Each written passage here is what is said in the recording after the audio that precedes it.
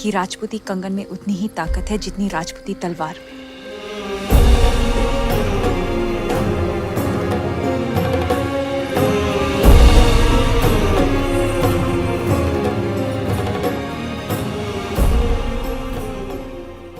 जय माता जी की। आप सभी का स्वागत है मेरे इस चैनल पे।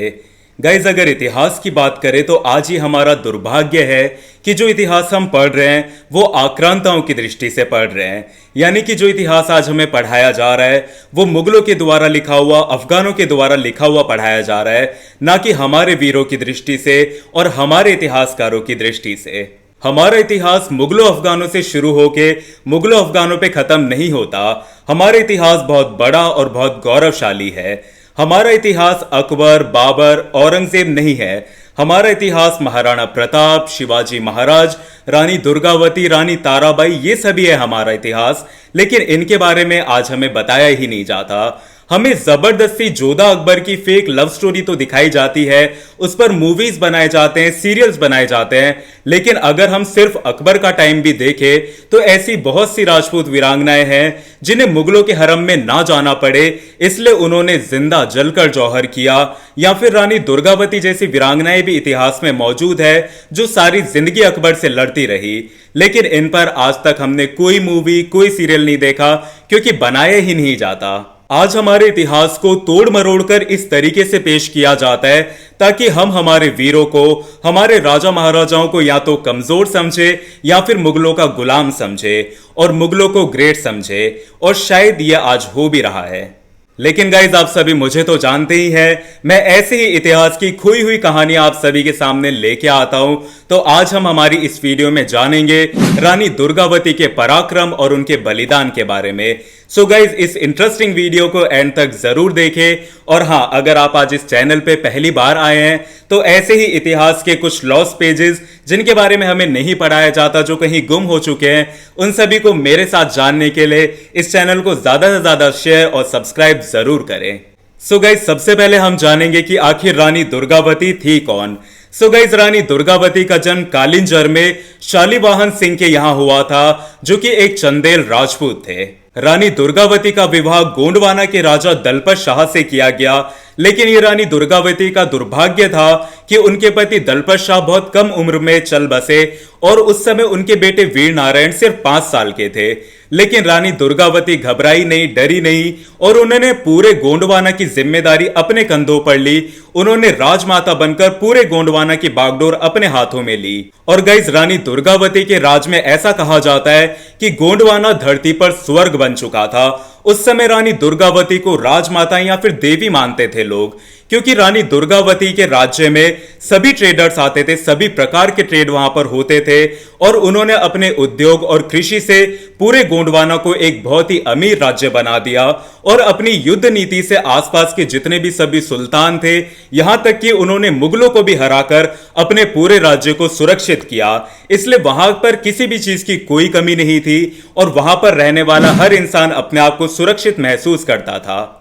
लेकिन गाइज, एक बार रानी दुर्गावती के हंसते खेलते राज्य पर नजर पड़ी अकबर की।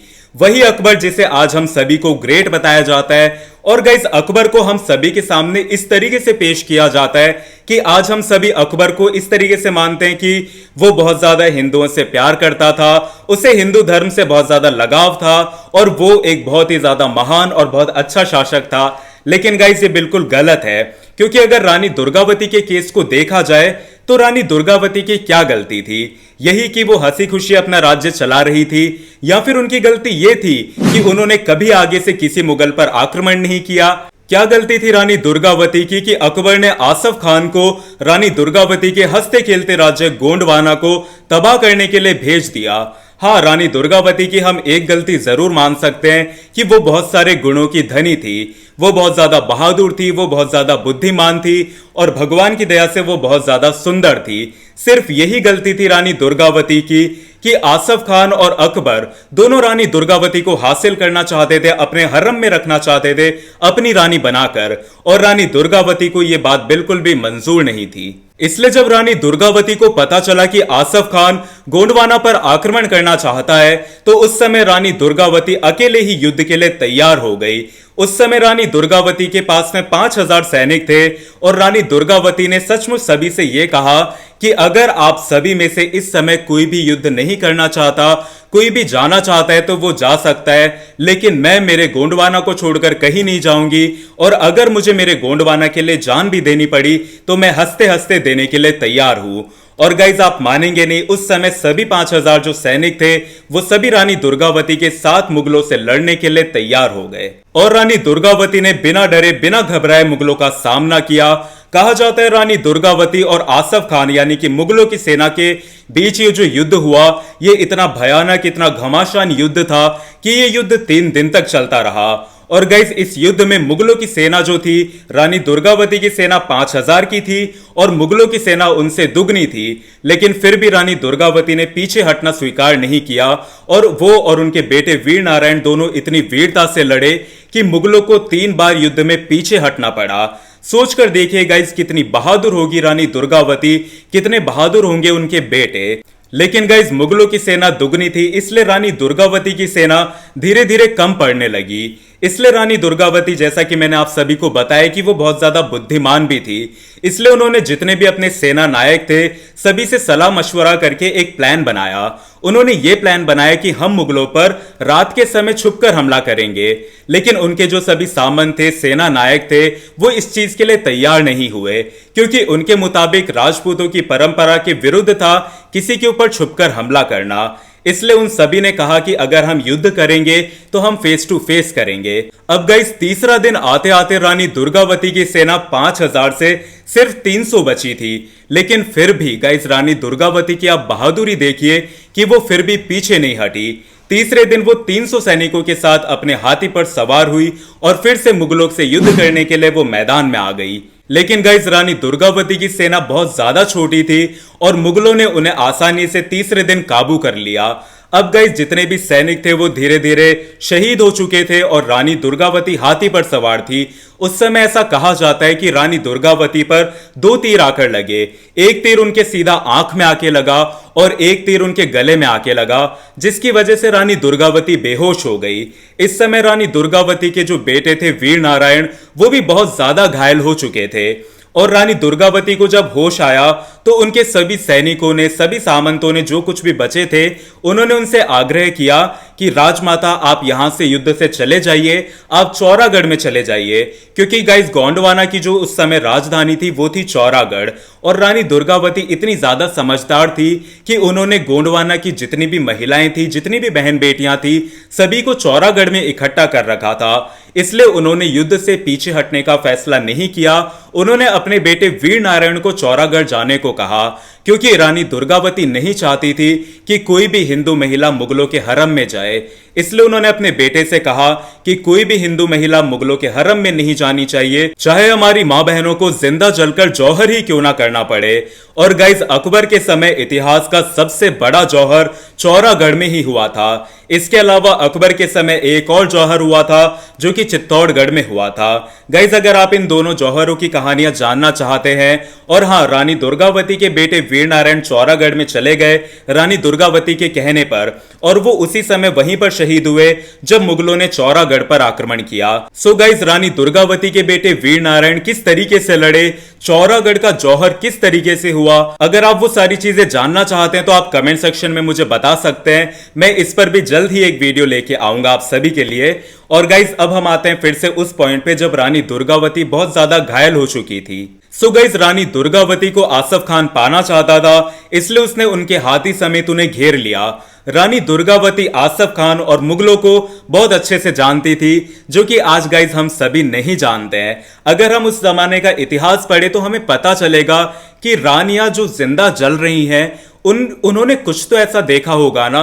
हमें उनकी हकीकत, उनकी रियलिटी, उस समय की उनकी सिचुएशन को जानना चाहिए कि आखिर उन्होंने इतना बड़ा कदम उठाया तो वो क्यों उठाया। तब हमें मुगलों की असलियत और अकबर की महानता समझ में आएगी। सो गाइस रानी दुर्गावती को आसफ खान ने घेर लिया और रानी दुर्गावती जीते जी मुगलों के हाथ में चली जाए, ऐसा तो हो ही नहीं सकता। इसलिए रानी दुर्गावती ने अपनी कटार निकाली और अपने हाथों से खुद को मार लिया, और रानी दुर्गावती की वीरगति इस तरीके से हुई। सो गाइस आप देख सकते हैं रानी दुर्गावती कितनी ज्यादा वीर, कितनी ज्यादा बहादुर और सारी जिंदगी अकबर से लड़ती रही, लेकिन आज तक रानी दुर्गावती पर कोई मूवी, कोई सीरियल, कुछ नहीं बनता है। गाइज, इसी से आप अंदाजा लगा सकते हैं कि ये जोधा अकबर, जो कि एक फेक स्टोरी है जिसका कोई सर पैर नहीं है, जो कि अकबरनामा तक में रानी वो जोधाबाई का कोई जिक्र नहीं है, तो आप सोच सकते हैं कि किस तरीके से आज हमारे इतिहास के साथ खिलवाड़ किया जा रहा है, किस तरीके से हमारे इतिहास को कलंकित करने का प्रयास किया जा रहा है। और गाइज, यहां पर हमारी सबसे बड़ी गलती यह है कि हम आज हमारे इतिहास को समझने में थोड़े से असक्षम हैं, और दूसरा, आज हिंदू जातियों में बटे हुए हैं। अगर राजपूतों की बुराई हो रही है तो दूसरे जाति वाले सभी बहुत खुश होते हैं, और बल्कि अपना हाथ बटाने वो भी आ जाते हैं, वो भी राजपूतों के इतिहास को कलंकित करते हैं। आज फेसबुक पे, ट्विटर अकाउंट्स पे और जितने भी सोशल मीडिया अकाउंट्स है, सभी पर आप देख सकते हैं आपस में ही जातियां लड़ रहे हैं। सभी हिंदू आपस में राजाओं की जातियों के लिए, राजाओं की मूर्तियां लगाने के लिए लड़ रहे हैं। ना जाने क्यों हो रहा है ये सब। हम सभी को एक होकर हमारे इतिहास को समझना चाहिए। हमारे वीरों ने कभी मूर्तियों के लिए लड़ाई नहीं की, हमारे वीरों ने कभी राजा महाराजाओं के नाम के लिए नहीं लड़ाई की। आज अगर हम रानी दुर्गावती की मैं आप सभी को स्टोरी बता रहा हूं, तो रानी दुर्गावती ने बलिदान दिया इस मातृभूमि के लिए। महाराणा प्रताप इस मातृभूमि के लिए लड़े हैं, इसलिए वो अमर है, ना कि राजाओं की जातियों के लिए लड़के या फिर आपस में लड़के। हम सभी को एकजुट होकर रहना चाहिए, अपने इतिहास को समझना चाहिए, अपने वीरों से हमें सीखना चाहिए।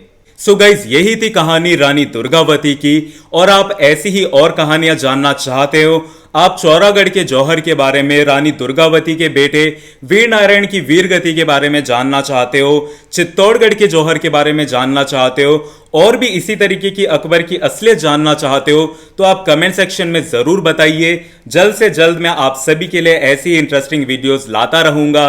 और अगर आपको मेरी ऐसी ही वीडियोस देखना पसंद हो तो गाइज, इस चैनल को ज्यादा से ज्यादा शेयर और सब्सक्राइब जरूर करें। मिलते हैं मेरी अगली वीडियो में, तब तक के लिए जय माता जी की।